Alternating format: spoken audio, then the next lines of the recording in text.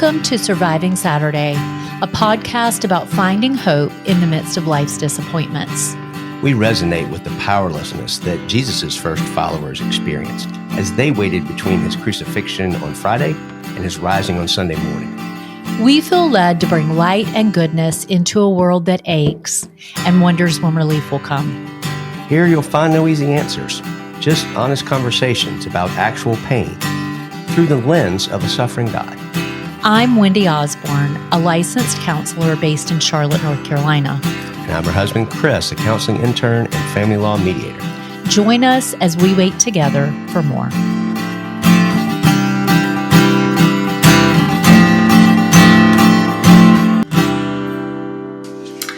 Welcome back and happy winter. Hi, Chris. Hey, folks. How are y'all? Wendy, how are you?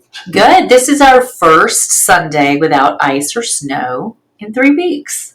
That is strange to say. I mean, that makes it sound like we're in the Midwest or somewhere, but this is Charlotte, and we had 2 weekends of... I do pride myself on being one of the only believers that the snow would come, and I was vindicated. It came. All they have to do is put the little snowflake, like, on the weather prediction, and you are already planning, celebrating. It's like a bone in front of a dog. I just keep watching and watching.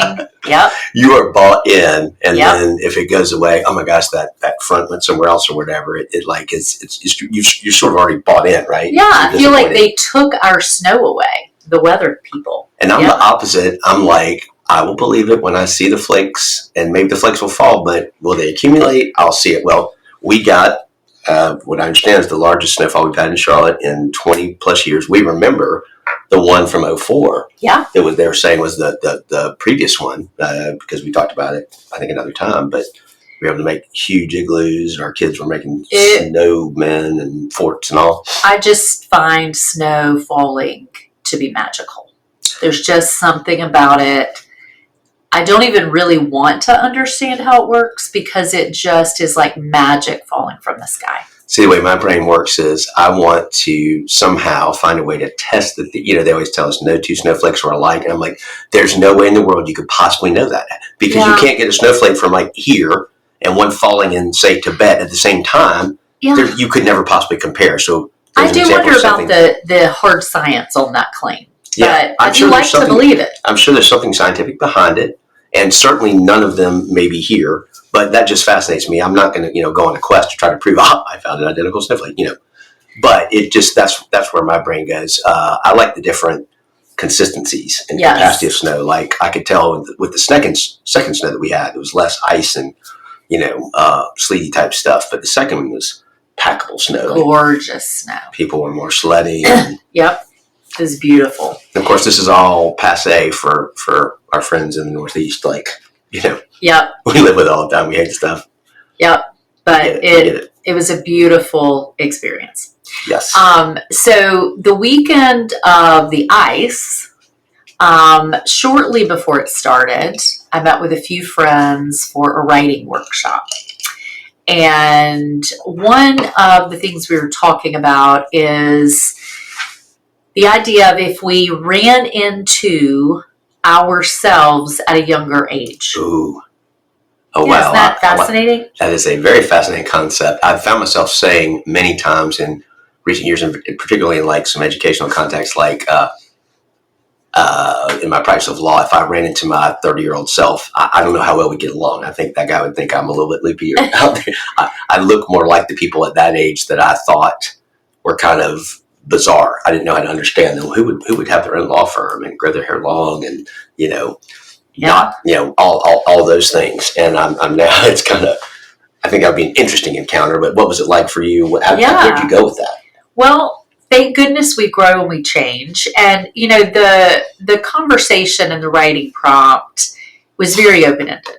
So you could pick the age at which you were encountered as a younger self. Okay.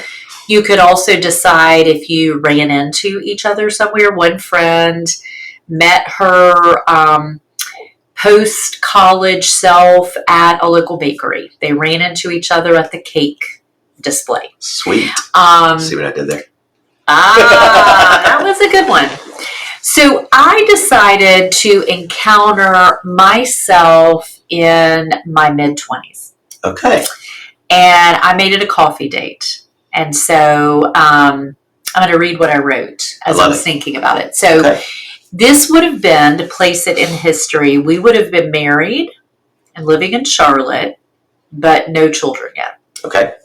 And, as I was doing the exercise, I was thinking what I said a minute ago. Thank God he allows us to grow and move and change. That he is always on the move, maturing and strengthening his people. Okay.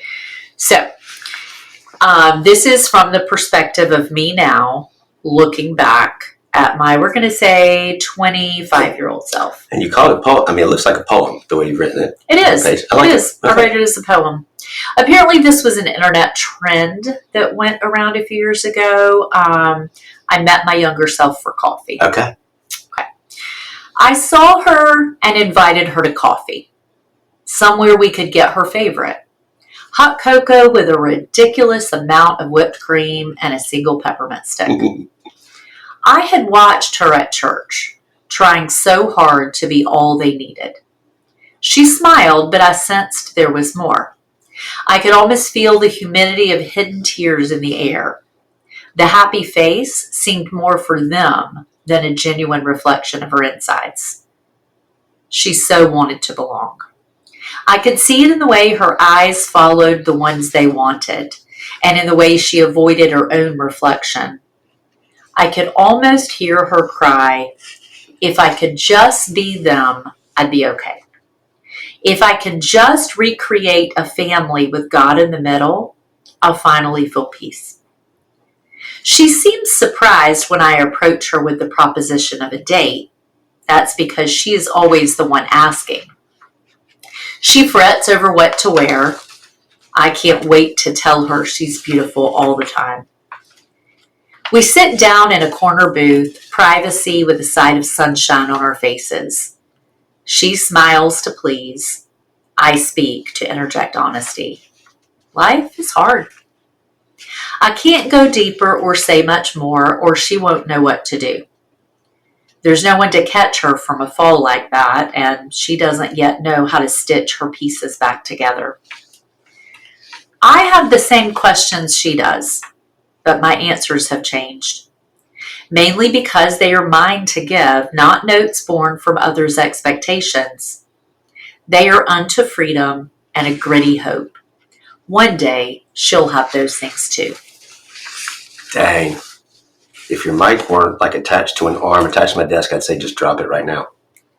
I mean, that is the line that catches me every time, is there's no one to catch her from a fall like that. I can't go deeper or say much more she won't know what to do.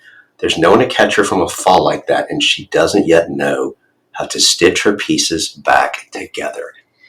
Wow. Well, what I was thinking when that line came was, I thought I was really mature at this age. Yes. And I knew you at that age, and I would have said, oh my gosh, you're mature. And I think other people in your life would have said, I was going to say, I think there were other people who were ignorant enough to think I was also mature.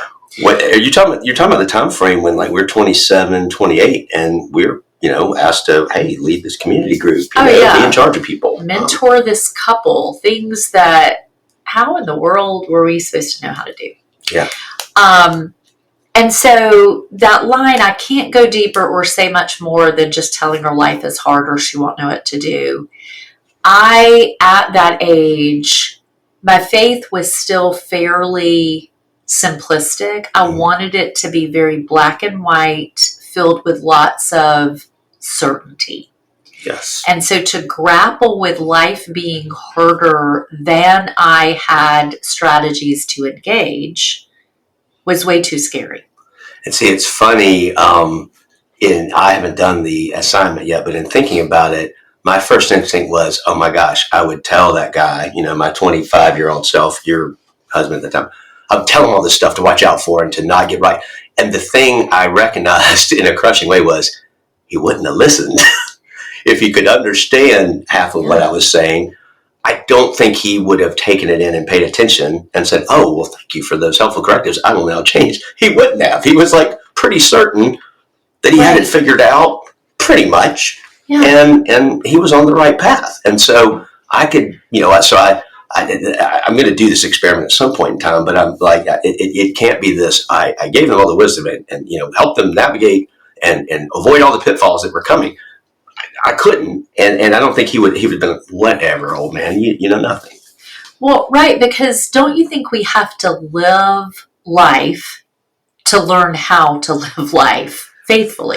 That is a truism, and it's one of those things that sounds obvious, but you really don't, I think, know that until you experience it. I think that's probably accurate. So that kind of got us thinking a little bit, didn't it, about sort of the idea of just recognizing this concept of younger versions of ourselves, which is probably a more common way that people talk or recognize that mm-hmm. that just even be able to. I guess partly it's we can blame the Marvel franchise. I know you're not as big a fan, but they posited the idea of the multiverse. Yes. This is not the only universe. There are others, and everyone breaks off at a different thread and all that stuff. And it's a fascinating thought experiment. I mean, there's no way to ever prove it, obviously. But Marvel's done some great stuff with, especially the Loki series, and kind of messing with that idea. But the idea that there are younger, maybe not different out there sometimes, but there are younger versions of ourselves that we sort of experience. I was kind of thinking about that today when we were at a church service, and our pastor was talking about the story of Joseph, and kind of just pointing out, drawing some from the Wisdom of the Bema podcast, saying that, look, the repeated thought throughout this whole passage of Joseph's early life, post being sold by his brothers, but before he rises to Pharaoh, and the Lord was with Joseph. And that line is repeated so many times, and it's repeated at the low points. It's repeated at the worst places, almost as a reminder, and that it's sort of echoed throughout it. And that was powerful for me. It took me to an interesting place because I was thinking about, and we were singing songs that sort of went with that. And I was thinking about, where did I decide to flee my body? Where did I decide that I was not at home in my body? I did not want to acknowledge I had a body. Meaning I wanted to live in my head. I was always reading a book. I was always doing a puzzle, solving a mystery, watching a show. And the idea of tending to my body came very late and still is a struggle. I think when other guys were like, lift weights, go run. I'm like, why? No, partly because I wasn't good at it, but partly I just didn't get it. And what came to me is I was remembering being in my house where there was a lot of conflict and all, and I can imagine, as I was envisioning an 8-year-old, a 9-year-old, hearing what I heard in my house, hearing the conflict and the lack of safety and the harm, and being sort of a combatant in it. Of course, I wouldn't have wanted to be present in that body for very long. I was not wanting isn't even the right word. I did not want to feel the things that I had no choice but to experience. Yeah. And so it kind of makes sense that I would sort of, like imagine if you tune your radio to a station and they're just blasting static and noise, you're going to turn that, you're going to turn the dial somewhere else or turn the volume down or something. Yeah. And so that's sort of what the environment of my house was like. And I just was overcome with compassion for that little guy. Yeah. And of course I have a tortured relationship with my body because my body was how I was experiencing and sensing, chaos and cruelty where there was supposed to be care. Yeah. And so I felt compassion and I felt this kindness and I felt this, and the Lord was with me. I didn't profess faith until a little bit later after that, but I felt just worshiping that I survived that I didn't go a darker path. I went a dark enough path with various aspects of things, but I didn't go a darker path. I didn't get lost. I didn't disappear. They were, God's kindness is also there, even as I am more in touch with the sadness. Does that make sense? It does. And as you're talking, I'm thinking, depending on the theology of our households at young ages, we begin to see those events differently. Yeah. And so sometimes, the faith we teach our children is, hey, Jesus came, he died, he took all the bad things. Thankfully, we can be his if we trust him, and one day there's heaven. But what's missing is, what do we do with all the, quote, bad things that still come? Yeah. The parents fighting, a divorce, an illness of a sibling, a broken friendship, whatever it is. What do we do with the things that the developmental level of our faith at the time can't handle? And in our 20s, I would say you and I, certainly, while we could describe at a 30,000 foot level, some of, like we knew, my parents were divorced and it was hard, but we could describe it. But we also found comfort in, but we have we're with God now, we trust God now. And, we have sort of a theology that takes us so far. Mm-hmm. It was a while before, some of the things you mentioned, suffering, losing, very close loved ones, my mother and my sister to cancer, your father to cancer, different aspects of that sort of upended. Like suffering, particularly for our kids, became not theoretical really early. Right. And so one of the things I'm thinking is child development right now. Mm-hmm. And I'm thinking also the development of faith. And so I'm thinking, children up until 11, they're still thinking very concretely. I mean, the first couple of years of life, their thinking is based on what can come in through their literal senses. What can I mouth? What can I touch? What do I hear? Okay. Well, they explore by putting stuff in their mouth. Yeah, exactly. It's like, okay, what does this taste like? What does it feel like? That's a sensory. Yeah, so much more than a full-time job in those moments. But it's not until a child is 12 or older that they develop the ability to think abstractly, to entertain hypothetical situations, or consider there could be multiple viewpoints. Okay, so I'm thinking you're listening to your parents fight, okay, and you're 8, 9, and 10, okay, you're thinking in this regard is going to be much more concrete. Yeah. Okay, you don't have the nuances of, well, wait a minute, I bet Dad didn't really mean that comment, and Mom is overreacting because sometimes her depression makes her think this, right? We can't do that. Yeah, those are not 8-year-old thoughts right there at all. It's more who's good, who's bad. Yes. Which meant I think I felt very much compelled to take a side. Uh-huh. And in my family at the time, it was not even a contest. It was Dad's the monster. Dad's dangerous. Mom is smaller, frail. She is in harm's way. I got to stand with her. Right. And I say that now and I'm like, okay, picturing myself as an 8-year-old, 9-year-old, I must defend my mother. It's up to me. And I just want to scream. I'm like, oh my gosh. I mean, no 8-year-old's supposed to have to do that. Well, and think about the innocence. You actually thought you could. Well, yes, right. That's right. But yeah, you're right. There becomes a black and a white. There's a good and there's a bad. So then I start thinking about faith development. And, a lot of people have looked at the stages of faith development over years. The person that I'm drawing on right now is Peter Enns, who's a well-known author and theologian. And he traces 4 basic stages of faith development.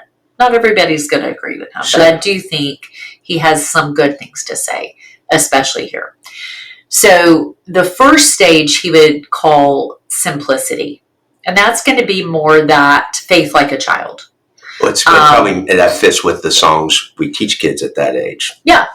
Jesus loves me. Or even the, what's that bumper sticker? The Bible says it, I believe it, and that settles it. Yeah. Okay, so it's a very... That now makes me laugh. I'm like, says what exactly? Right. It settles right. what? What do you mean? Right. That's the stage in which maybe we've just come to faith, but everything seems very clear, very simple. So even in your context, God, if you had been asked, was probably on your mom's side, and the devil was in control of your dad. Like, I don't know if you were thinking in those categories, but there was a good and there was a bad. At some point, There was a white hat and there was a black hat. Yes. Okay, so then Pete Enns would say the next stage would be complexity. So wait a minute, things are a little more confusing. Wait a minute. Both of my parents are actually saying mean things, and I'm putting this in the context of your family. Right. It has more to do with faith, but I think they overlap. Yeah.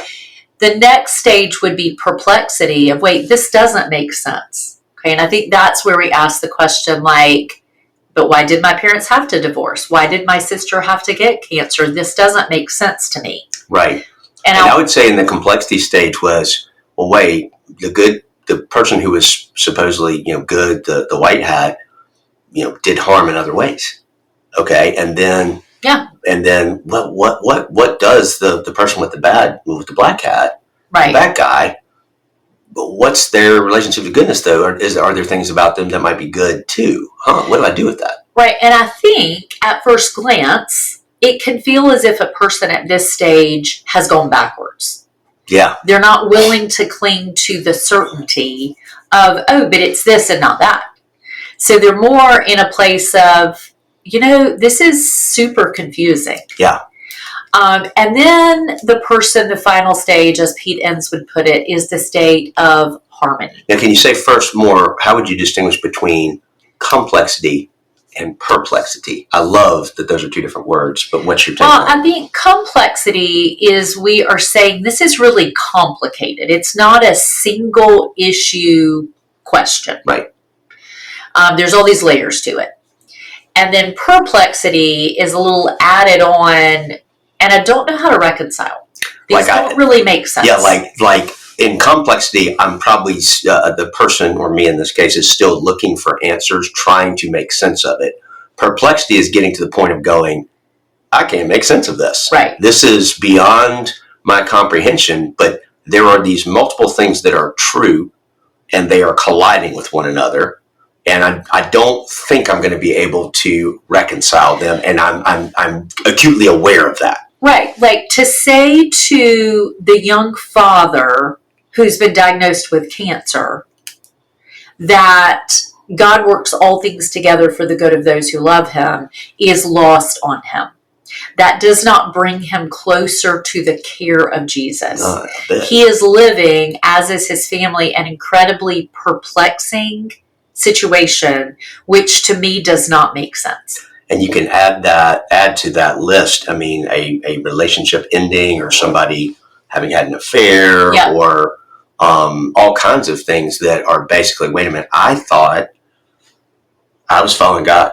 I was growing kids God's way. I was dating my spouse, and having date nights, whatever. The formulas, the ways that we've operated run into something that crashes the system, that however we've thought or engaged with something before is not covering. I mean, I'm struck by that in my counseling internship.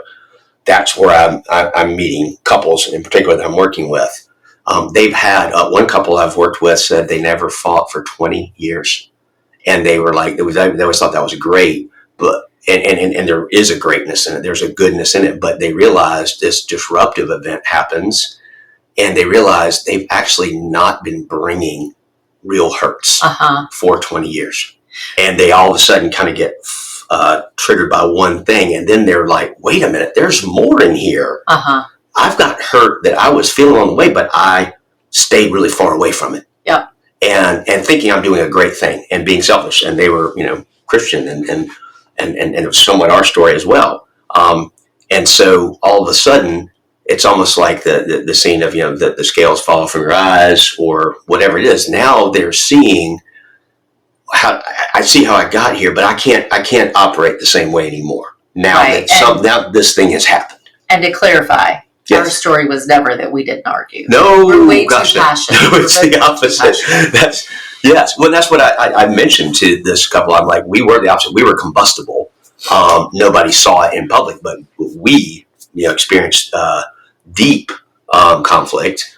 And when we started reckoning with that and figuring out where that came from and what the sources of that were, there was some kind of Rubicon finally that got crossed for us too, of whatever we were doing before, we can't go back to that. Right. That's not working. We are going to, blow up and just do more harm. Yeah. We have to find a new way to engage, a new way to move forward in the world. And I would say for both of us, a lot of it was involved tending to those younger parts of ourselves, realizing, oh my gosh, there's a reason that we react the way we do, that we act the way we do, that is, stuck down in our bones, down in our body, in our ways of being, in our styles of relating. It's not a choice thing always. We are just operating on, this is how my body learned to adapt and survive at a much younger place. Does that make any sense? Yes. And I think I wanted to finish the thing about P-Duns. Yeah, please do. Yeah, sorry. So this final stage that he would label harmony, okay, is when we're able to integrate all of these nuanced possibilities, okay, and to recognize God and his ways are indeed very mysterious. Highly loving, but very mysterious, and we are able to be at peace with that fact. Yeah, and so there's a loosening of any sense of certainty about certain, what more nuanced things. I remember Bono had a great line in a song one time, while I'm getting over certainty, still trusting God is real. God's here. I've seen and experienced him in new different ways, even amidst all this, both in help in troubled times, but also, in the ways I experience him today. I'm certain of that and of his love. But as far as how everything is supposed to play out and everything works out in every single issue, I'm a lot more confused than I used to be. These are the things I know are true about God and about Jesus as his son and as his representative here. And it is hard to reconcile all of it and figure out, all the implications. And you have to kind of go, this is it. But I know these multiple things are true and they don't all harmonize easily. So I don't have that pat answer of, well, it happened for a reason, so you're good. Right. So if we go back to looking at ourselves at younger ages, where we were earnest, we loved Jesus, we longed to live faithfully, but we hadn't, our faith hadn't been as necessary yet, a mature faith.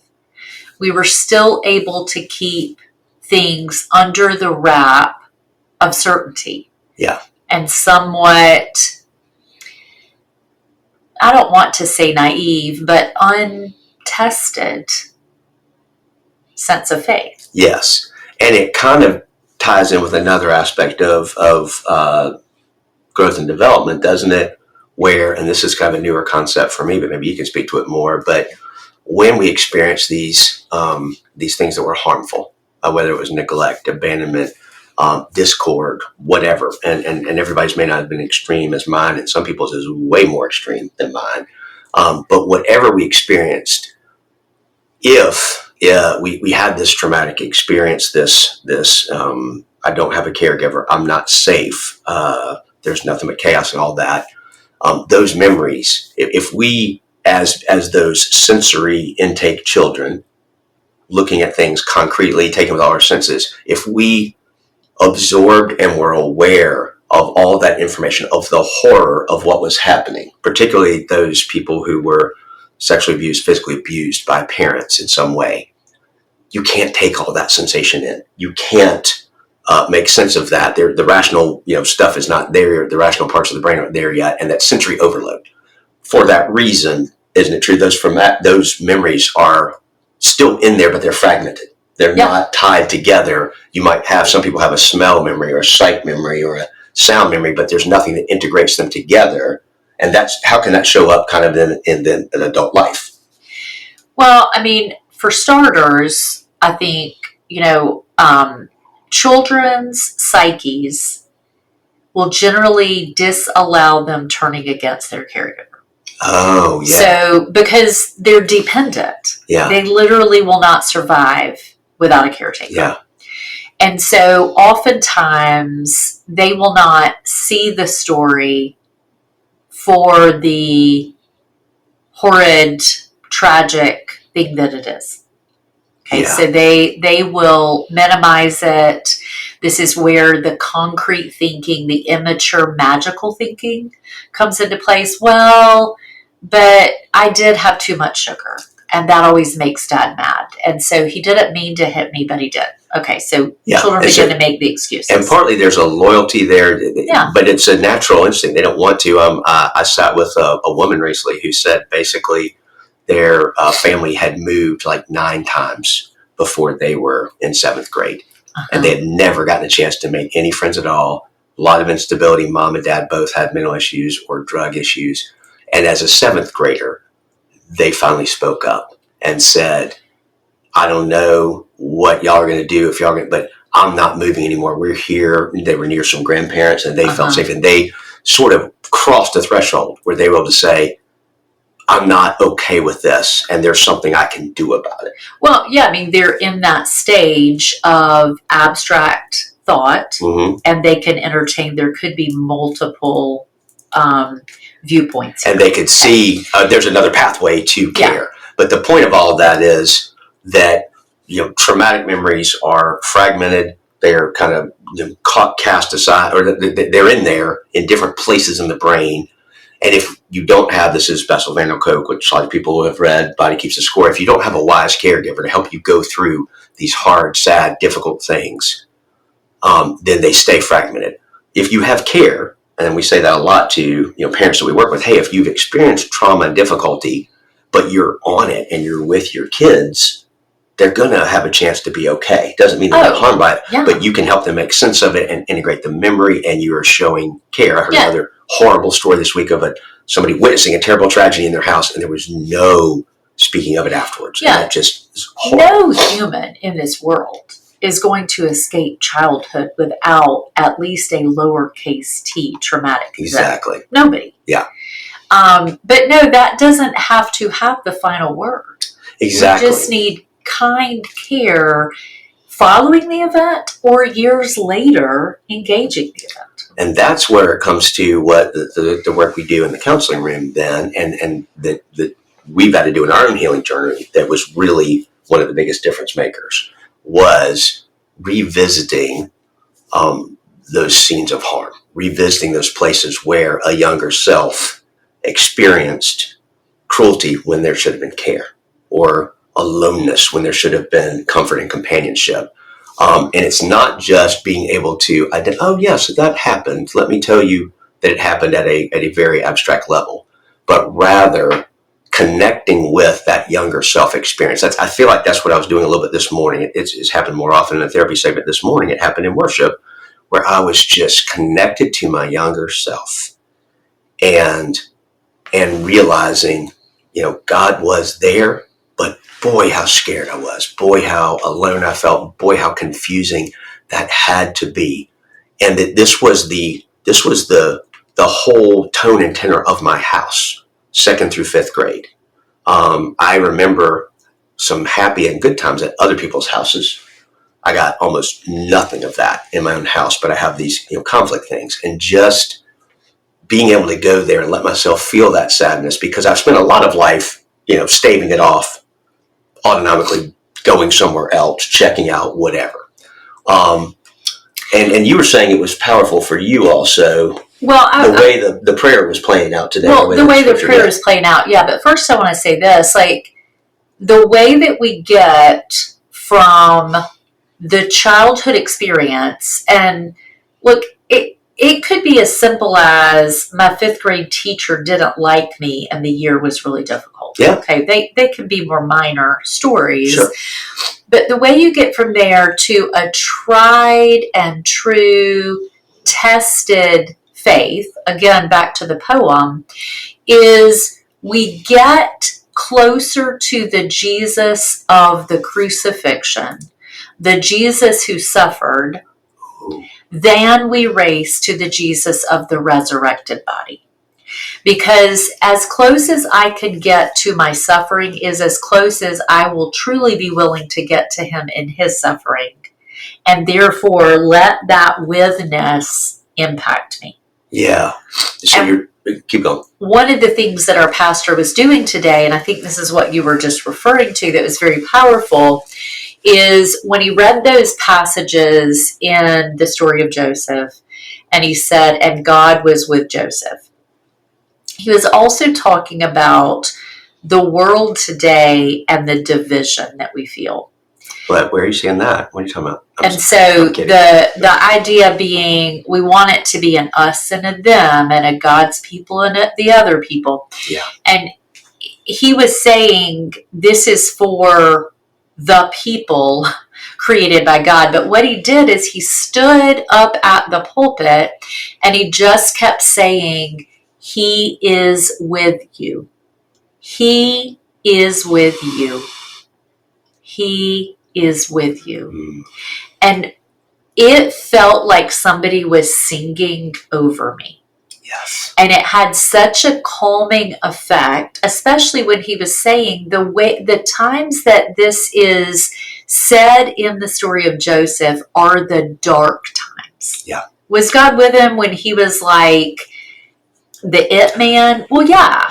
Was God with him when he was parading around in a coat that his brothers were jealous of? And telling them they were going to bow to him. Right. But what needed to be told to those of us who would read the story this much farther down the line is that God is with us in the hard places. They may be perplexing. They will make no sense often.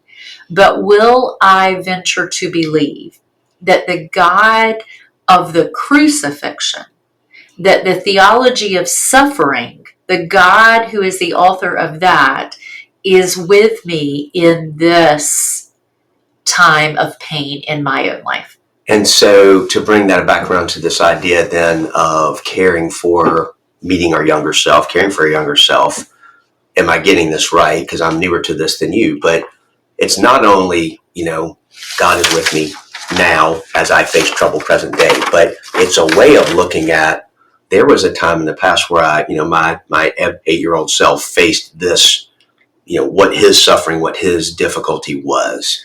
And the concept we're getting at is providing care now to that young child who didn't get enough care then, who wasn't held and, just rocked and said, it's going to be okay. I'm with you. That young 8-year-old guy is still in me.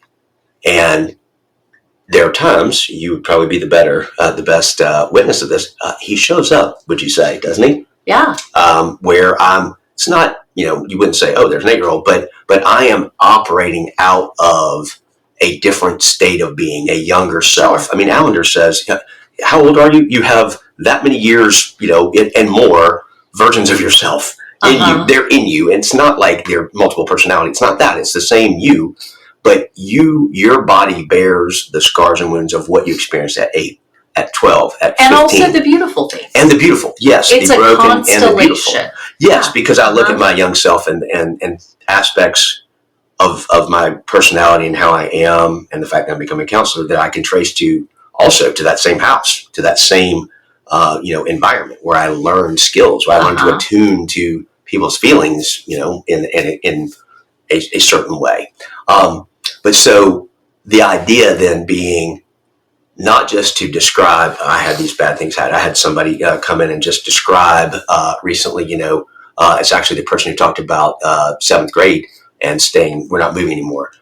That person, a woman, also described 4 or 5 major harms. I mean, between sexual abuse, drug addiction in one parent, what they were carrying was tremendous.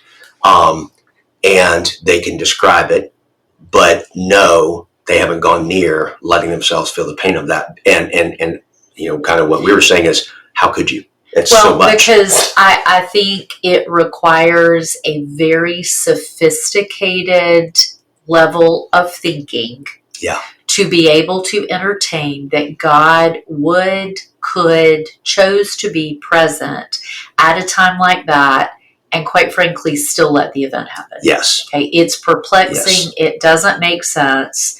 And so I think oftentimes this is why we have to go back. We need to draw upon the level of thinking and theological development we have now and take it back into that place where there was a young child who could not conceive of it this way. Okay, so then you had some good thoughts. Kind of tie that to we have to kind of have a new regard, maybe is a way to phrase it, for the younger versions of ourselves, partly recognizing sometimes that maybe what's getting activated or I'm operating out of that.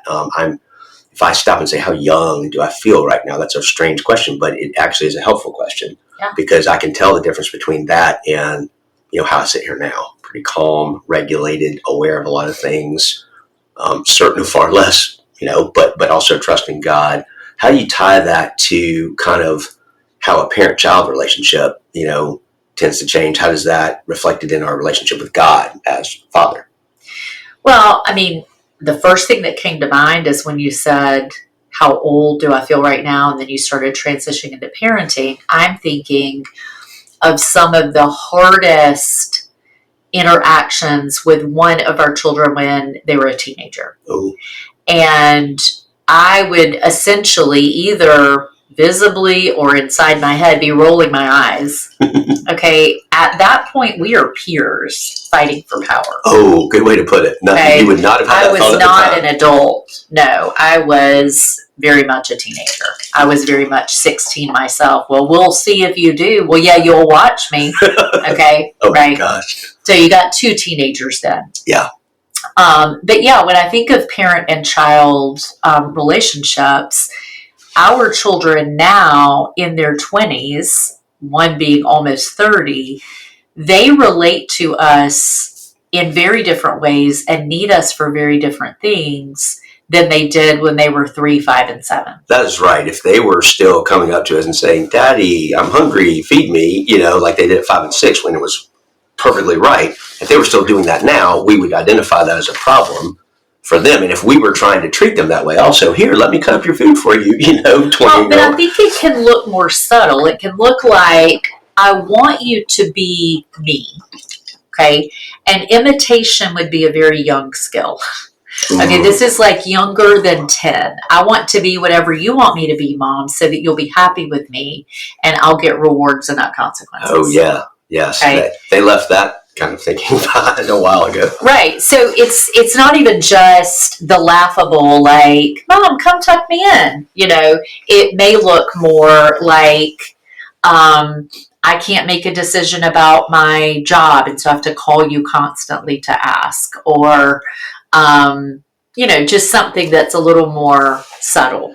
Well, it's also the idea of individuation, where they have to, in order to form a self and be able to move into the world and govern themselves and make their own decisions, they have to individuate, which means they have to kick against the goads. They have to take what we have taught them, painstakingly, by the way, and passionately. Yeah.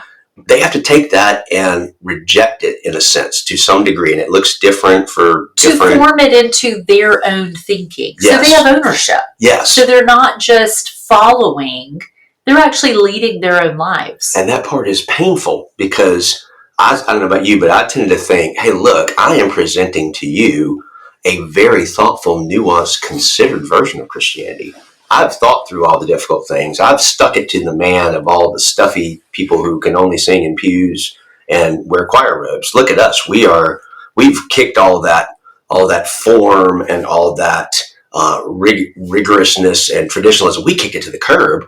So you could have this nice new, modern faith, and they come along and they're like, none of that. I mean, what you are is there's no personal formation in that. It's like, here, I have created you. I'm going to drop you into life and expect you to know what to do. Like they have to come into their own. Yes. Again, to lead their own lives and not just mimic what I have told them. And so if it makes sense for two things I hear you saying, for as people grow, particularly teens to adults, our relationship with the world and how we understand it grows in complexity. And it also has to kind of be willing to risk or challenge what's been handed as truth, what's been handed as certainty, if nothing else, so it becomes their own and it's not just memory. Right. It would seem like that would apply also as we were relating to God and thinking about our younger selves as well. In other words, wouldn't it make sense that over time, we, even as we're adults, even I love that, you at 50, 55, you're not 56 yet, right? I can say that. I can say that out loud. Okay, so I'm older. But you chose your mid-20s self, about half your age. And I love that because it's two adult versions. And you can recognize the difference. And it's profound. Yeah. It's not just when I was a child, I speak as a child, and then I became an adult and I, put away childish things. It's like, well, no, that's a continuum. That's a process, and it's still ongoing. I hope in 20 more years I'll be able to write about being 55. Yes, and we'll have a way that I had not grown. Yeah. Well, and that's where people like Dan Allender and others are sort of such a gift because they have that mindset of you should. I love that you appreciate my wisdom now, but I said a lot of foolish things to get here. I at 55 knew nothing either. That gives me hope. So. With that kind of idea, if our relationship with God, with theology, with our young selves, kind of change is not something to fear or run from. It's actually sort of the order of the day. It's kind of how you know there's growth and maturation happening. What are some of the fears, or what do you think makes it hard for us and for people that we work with also to embrace this idea of I'm going to be changing, growing, evolving. There are younger versions of me, whole thing. I think it's because sometimes we equate our relationship with God changing with God changing. Okay. So, I believe that God is the same yesterday, today, forever. Okay. There's also some confusing stories about how the widow was able to talk him into something, right? He changed his mind. Yeah, he changed his mind and decided not to destroy the earth. I'm not theologically versed enough to say what that means. I see what you did there. That's a nice pun for you. What? You're not theologically versed. Versed. I didn't even think about that. Go get it. So I think that we're afraid of the idea of God changing. And I do think that his characteristics stay the same. He is good. He is loving. He comes for his people. He will not leave. But I think that our relationship with him, as we know ourselves better, as we encounter different parts of life, we need different parts of him. There are times I need the resurrected Jesus to give me hope. Yes. There are times I need the crucified Jesus to understand and comprehend the suffering and the darkness I'm walking in. Okay. There are times I need the ascended Jesus to allow me to look into the future, for the things I do not yet know. And so my relationship with him changes. That does not mean he changes. And you could even apply that to, we get the story of Jesus in the Gospels over the 3-year span he's on earth. And think about it, the different vignettes of what he did and the parables he told, all of those are also kind of somewhat separate, distinct truths. They're all part of the larger truth and mystery of who he is. But sometimes I need the Jesus who wept with Lazarus. Yes. Sometimes I need the Jesus who turned over some tables and said, "This will not stand. You're turning my father's house into a house of robbers." And so we allow Jesus to have complexity in the different parts of God that he manifested in human bodily form. And that sort of, we want to take hold of those different aspects of him. So it would make sense that there are different aspects of him that we would experience differently in different seasons of life. Yeah. And we shouldn't be too afraid of this idea of God becoming more complex. One of the, I had the great privilege, I don't think I even got to tell you about it, but a friend of mine who I love dearly is a reader. We bonded over Flannery O'Connor, but he was asking a couple of us at something at church about, what should he read with his 6th or 7th grade child. And he made the mistake of saying he hadn't read the Chronicles of Narnia yet. And my other friend and I just pounced right away. Like, what? You're looking for something to read, a middle schooler? Oh my goodness. Forget anything else. Don't listen to what anybody else says. Read. And I also made sure to warn him, you have to start with The Lion, the Witch, and Wardrobe. Don't buy one of those defective sets that starts chronologically with Magician's Nephew. Read them in the order they were written. But the reason I mention that is because we all, a lot of us have heard and celebrate. I think it's the Silver Chair. It's the character Jill Pole when she encounters Aslan up on the cliff. And basically, there's two different places. There's Jill who encounters Aslan. He's mighty and terrified. And she's like, well, promise you won't eat me. And he's like, I'm not making a promise at all. I've eaten, kings. I've destroyed countries, all this stuff. But you need this water, I'm providing it for you. So she's encountering if there's a God, and he's way more powerful than I thought.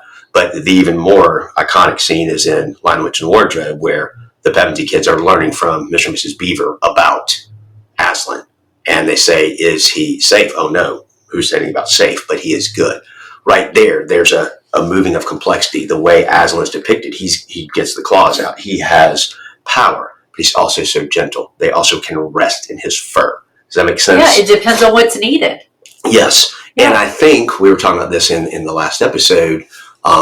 We have so much theology and belief as gets us to a certain point, but then we hit these, Jay Stringer calls them, critical periods or crisis. Critical, those words have the same root, where I'm off the map now.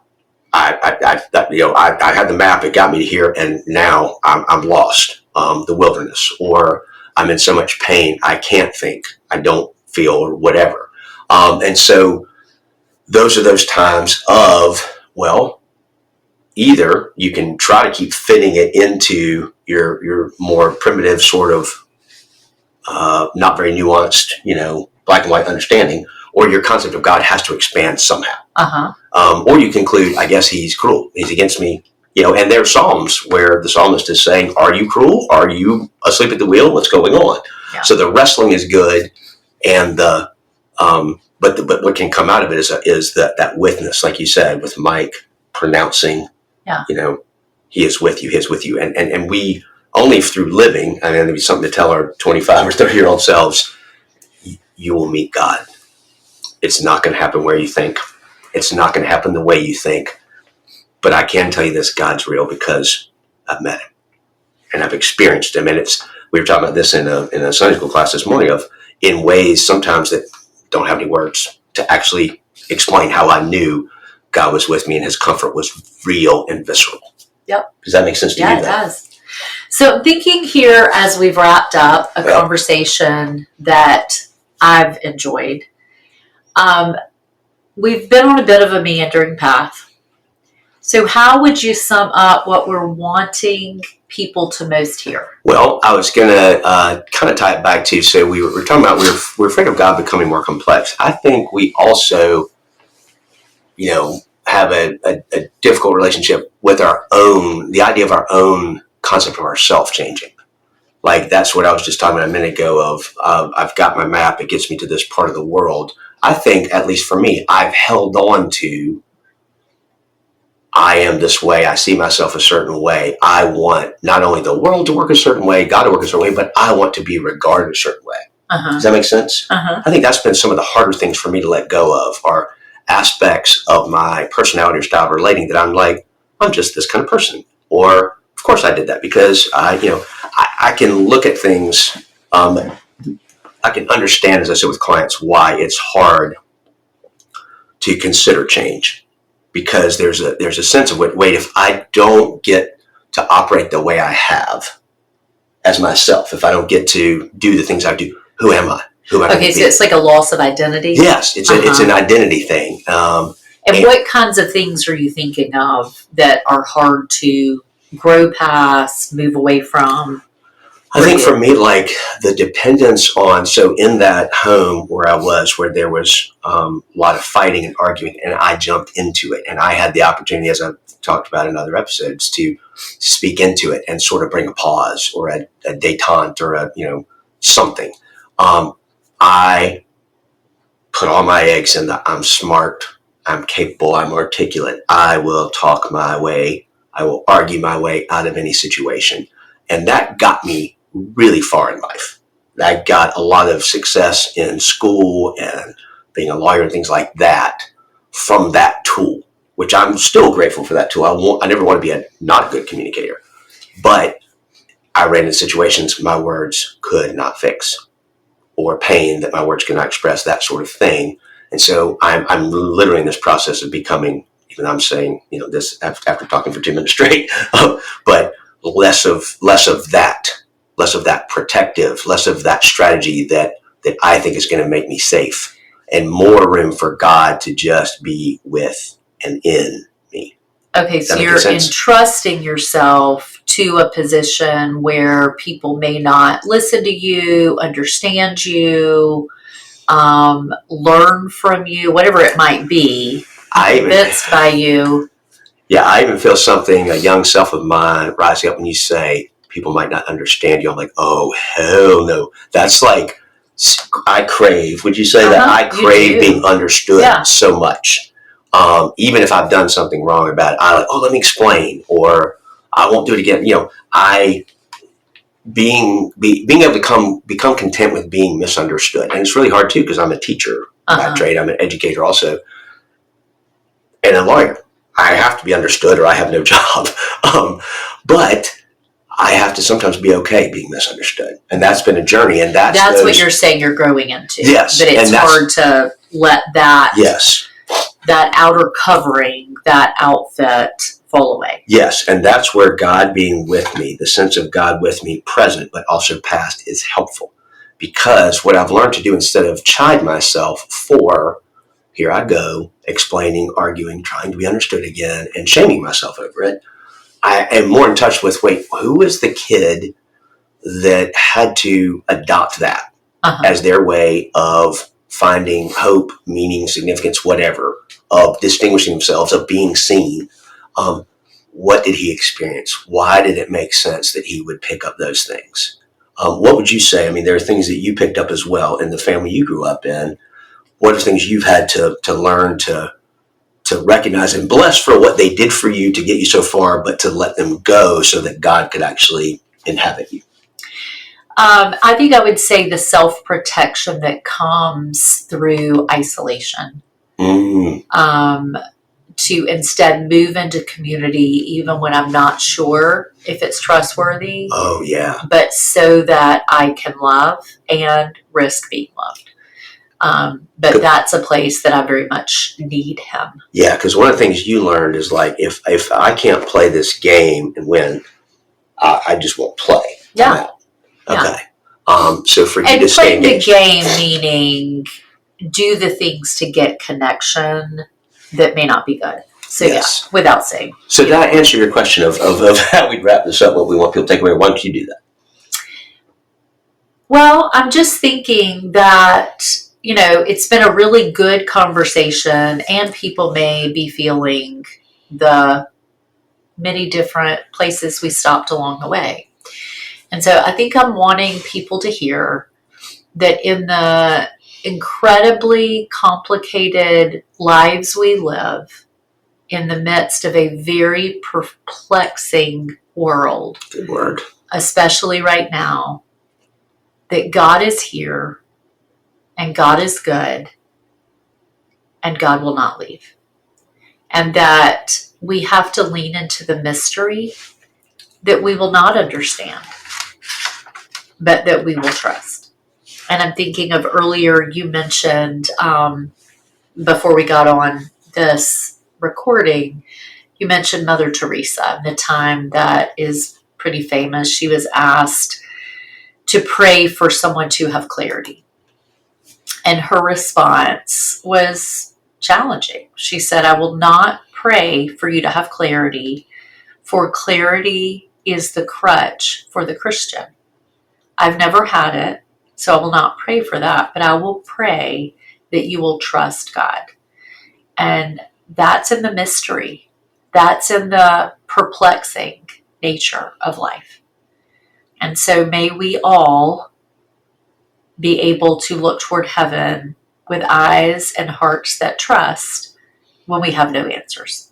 May we experience God in ways that are personal and particular. Yeah. And that may defy explanation or understanding. Yeah. But we experience them deeply enough that we know to treasure them. Yep. So happy weekend. Be well. Thanks for being with us. The Surviving Saturday podcast is brought to you by Nurture Counseling PLLC, a counseling, teaching, and training center based out of Charlotte, North Carolina. We help families flourish one story at a time. Nurture Counseling provides counseling intensive for couples, conflict resolution coaching, story work groups, seminars, workshops, and retreats to provide a safe and welcoming context for exploring the agonizing experiences of pain, brokenness, and evil that disrupt our lives, and that God often uses to nurture deeper trust and intimacy with Him and with each other. You can find us online at www.nurturecounseling.net.